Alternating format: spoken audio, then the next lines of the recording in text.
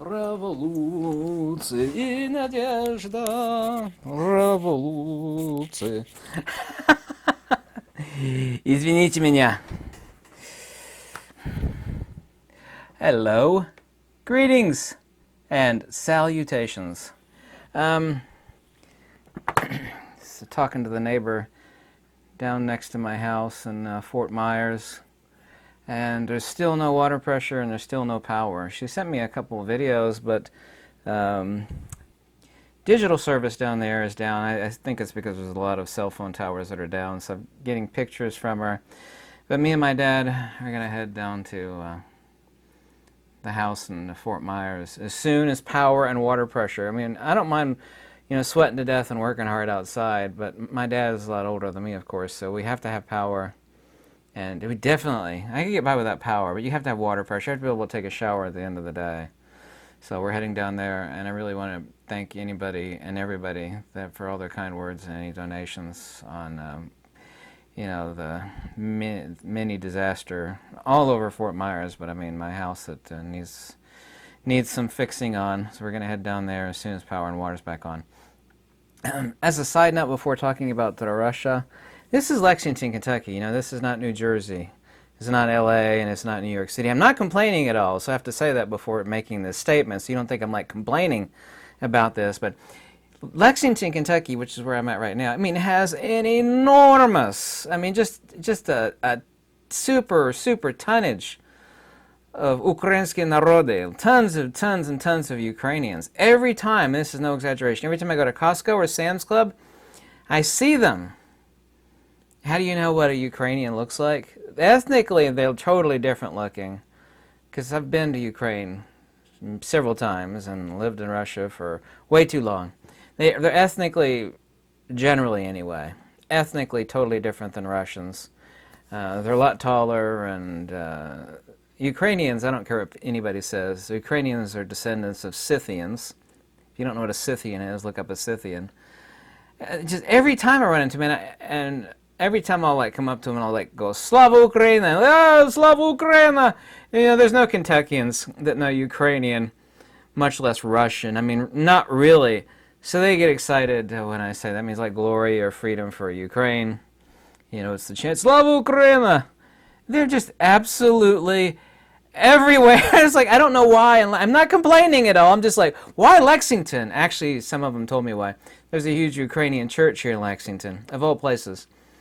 And it's Lexington. I could see it on the East Coast, Miami, New Jersey, LA. It seems strange for Lexington. And getting on to the main point, I've told you over and over again, as a genuine expert on, people think, and I've been attacked for this, people said, just because you know Russian doesn't mean you're an expert on Russian affairs. I never said that there was a correlation there between knowing the Ruski язык, but, having lived there and knowing the Russian zeitgeist, if you will, I do know. Having read a lot of Russian literature, most of which is extremely depressing and banal, but it's like an old joke they said in Russia. There's an old man that worked at a factory, and every day the guy noticed that before he put his work boots on, he'd stick this jagged stone in his boot before he'd go to the factory floor, and he never said anything. Eventually he gave out. It's why do you put stone in your shoe? That's got to be very painful. I'm saying this. He said, it hurts so, the old man said, it hurts so bad when I take it off at the end of my work cycle. It feels so good to get that jagged rock out from under my shoe. And in other words, it's the only pleasure he has in the day is to take the jagged rock out from under his foot. That's kind of, if you want a little bit of insight into Russian consciousness there. I know it's not that way anymore. It's people, the Soviet Union doesn't exist anymore. Actually, it does. It just exists under a different name. It's not the Soyuz Sovietsky, but it's still Sovietsky. Svetski Rossiya. But that's a matter for another discussion. Anyway, get on the main point here. People don't know what a tactical nuke is. It ranges between 1 and 5 kilotons. What was dropped on Hiroshima and Nagasaki is somewhere between 10 and 15 plus kilotons. People that actually do know, people that actually know really, real people that are highly connected and that actually know a tremendous amount, said that the likelihood of tactical nukes has escalated drastically. It is not merely saber rattling, like a lot of ignorant Western media has been saying. This is extremely important. What we have here, unfortunately, due to the supply of armaments vis-a-vis the United States, Ukraine, also too of Europe, is that we have an immovable object meeting an unstoppable force, as the saying goes. Putin had on Krasny Ploshad, this red square, by the way, for those of you who don't speak Russian, had a huge display on Krasny Ploshad declaring the 5 sectors being definitively part of Russia now. Luhansk, Donetsk, Kherson, Zaporizhia. He made it extremely public that they've been annexed. They had a referendum. Whether that referendum is legitimate or not, it was not legitimate at all. A lot of people I'd heard through confirmed sources that armed people showed up and had the people in these regions of Ukraine showed up armed, and were watching how people were signing the paperwork. So we could definitely say this was a strong-armed referendum. I am not interested in politics one way or the other. I get along fine with Ukrainians.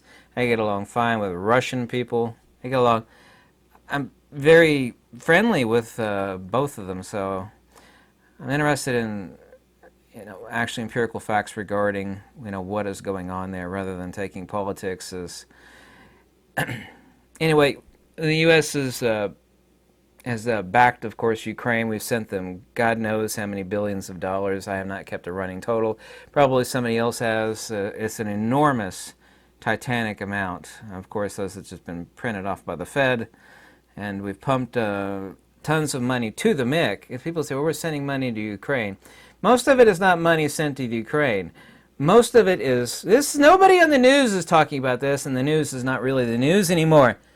Yeah, most important lobby is not the lobbies that you think of. The most important lobby in Washington is called the MIC, the Military Industrial Complex. People say, oh, we've sent bazillion dollars to Ukraine.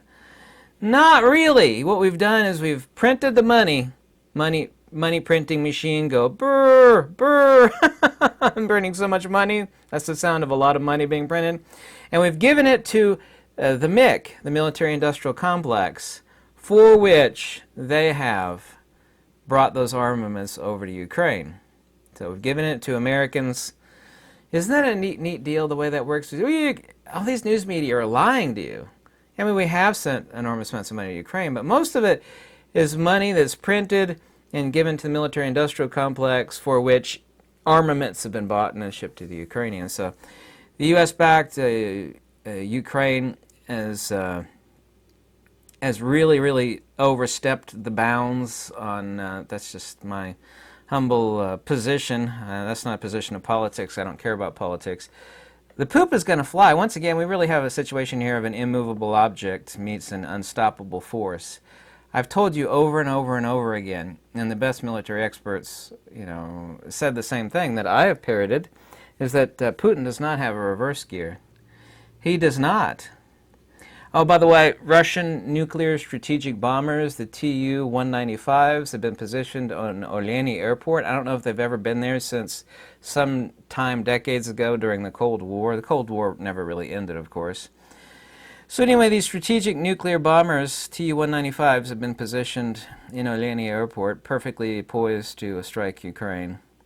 Old Zelensky has signed a fast-track order to NATO. They're not part of NATO yet.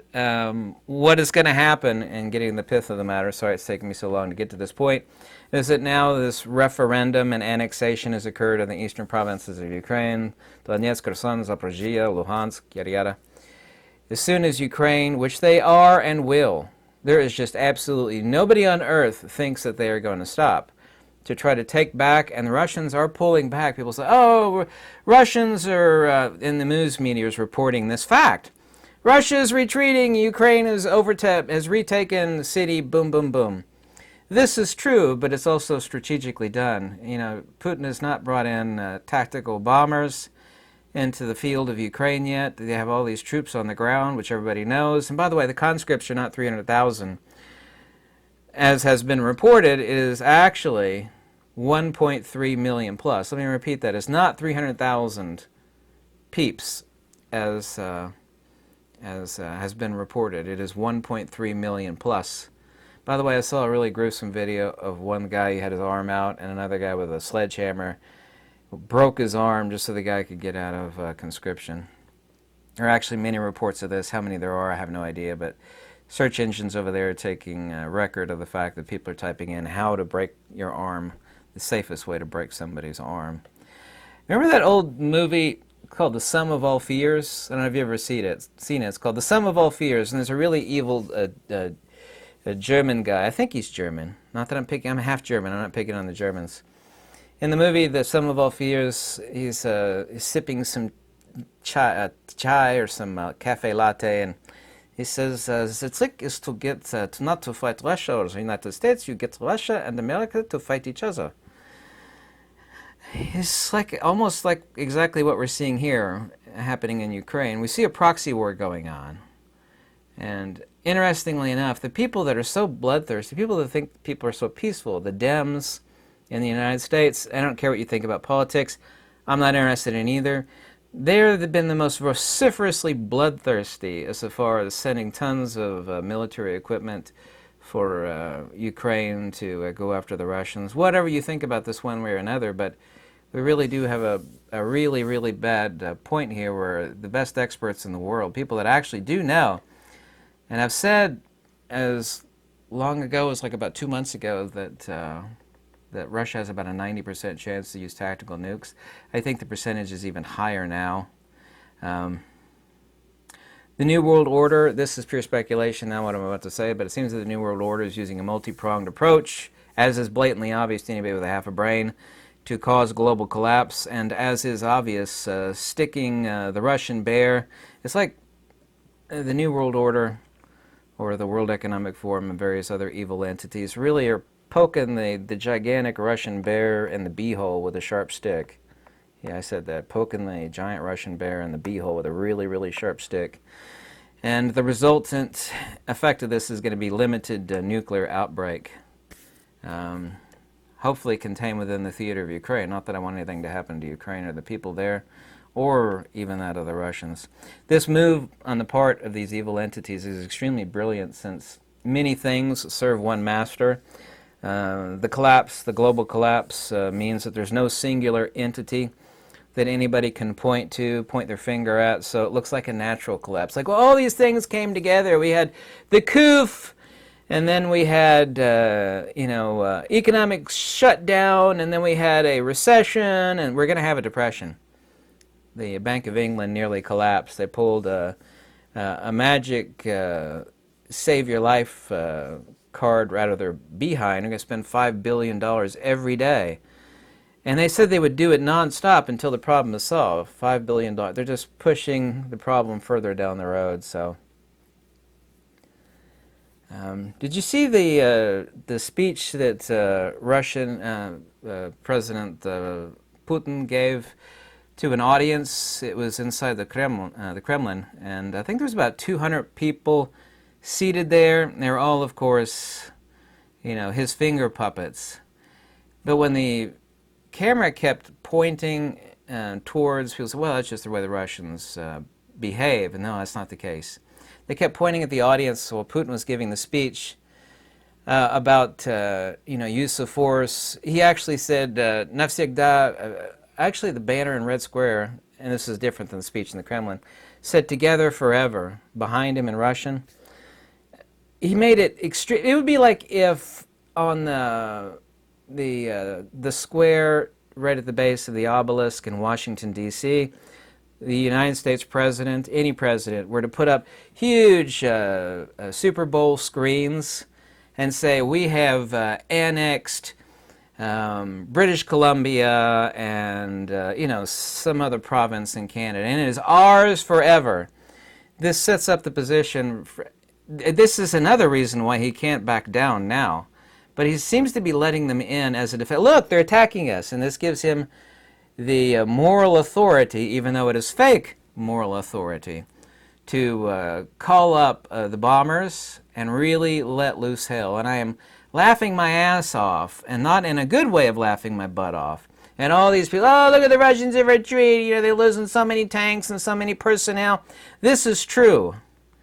But if you think that's anything other than the surface of things, you are wickedly uninformed. All of the бывшего Советского Союза and current Russia is an armament depot, is a fuel and armament depot. I mean, I hate to say that, but I mean, it is.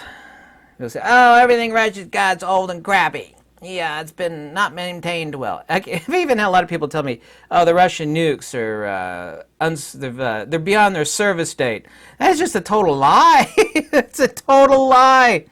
That is just an absolute lie. Where do people get, what are people watching, you know, that has told them to believe such absolute nonsense? Anyway, Putin has brilliantly, even though evil brilliantly, I don't care what people think about Putin one way or another. I don't care about politics. If you think I'm talking politics, you're wrong. I'm just talking about facts on the ground. He has established before his entire country via giant screen TV in the middle of Krasny Ploshad, Red Square, at the base of the Kremlin. Huge, and everybody clapping, doing this number, yay! And a banner behind him in Russian that says, Together Forever, meaning the provinces that he has annexed under referendum. Whether that referendum you consider to be fake or real, I don't give a damn. The point is now that any affront, attack by the United States military supplied to the Ukrainians, attack on these regions, Putin gets the chance that, oh, look at this! We had a referendum. These people wanted to be permanently part of Russia. Now they're attacking us. They're attacking Russia. It gives them the moral authority to let the dogs of war slip. What is that saying from Hamlet? Cry havoc and let slip the dogs of war. People think that they've been watching Russia getting their tushy kicked. And, you know, we've seen countless thousands of tanks burned out from Javelin. Really brilliant yet evil piece of weaponry come from the United States. All these countless hundreds of tanks blown out, and countless Russians have met their end. And this is true, but this is nothing other than the surface of Russian armaments. And if you think otherwise, you're deluded, insane, or possibly both. So this is exactly what's going to happen. He's positioned nuclear bombers, Tu-195s, in Olyena Airport. These are Russian nuclear strategic bombers. The people that really, really, really know, meaning they have contacts in the CIA, they have reported on various people that, no, not lip flappers, people that know or people that know, people that are really in the know, said yes, it is ramping up. There is an extremely high likelihood of use of nukes, tactical nukes. At the very least, strategic bombers, you know, letting hell rip. So this is all extremely unfortunate. I get along great with the Russians and the Ukrainians. Even here in Lexington, I see all these Ukrainian flags that are out in front of people's houses. I see more this is funny. It's maybe funny, but not so funny. I see more Ukrainian flags hanging outside the house. Not that I give a damn one way or another. I see more Ukrainian flags hanging on the outside of houses here in Lexington, middle of Kentucky. Kentucky, ain't that where the moonshiners and hillbillies are? Not really. Hanging outside the houses of Kentucky homes that I do see of American flags. You think I'm exaggerating? Well, you are wrong. I made note of it one day. I was like, saw 4 Ukrainian flags and no American flag hanging outside of it. Not saying these people are unpatriotic. It's like, well, they could be Ukrainians. You know, they very well could be. I doubt there's that many Ukrainians living on, but there are a lot of them here. Not that I care one way or another. I get along great with the Ukrainians. I was like, how do you identify Ukrainian?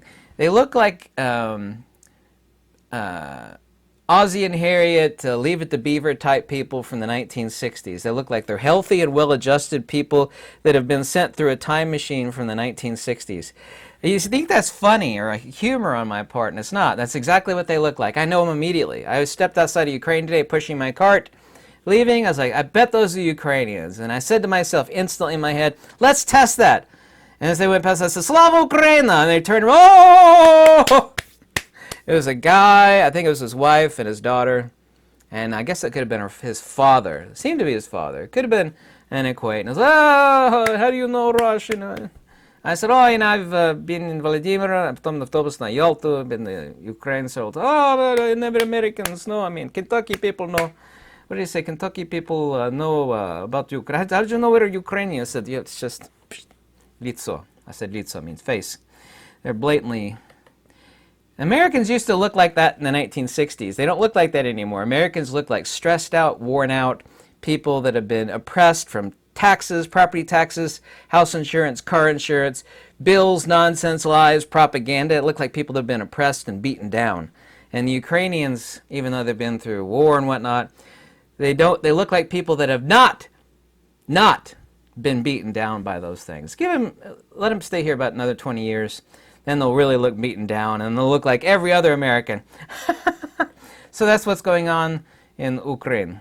The stuff that the news media is not reporting on. And don't forget, people say, we sent so much money to Ukraine! Kind of, but not really. A lot of that money is being sent from America to the military-industrial complex. Oh, yeah, brrr, money printing machine go brrr, brrr. Being sent to the MIC, military-industrial complex, for which they're sending advanced weaponry. Psh, not really advanced. But enough to keep things going to the point that Russia will get so pissed off, tactical nukes are going to drop. I hate to say that, but that's exactly what it looks like. Tell me what you think. I read every comment. Большое спасибо. Увидимся. Yeah, this is Американские новости. Let me do it like the Russians would. Американские новости.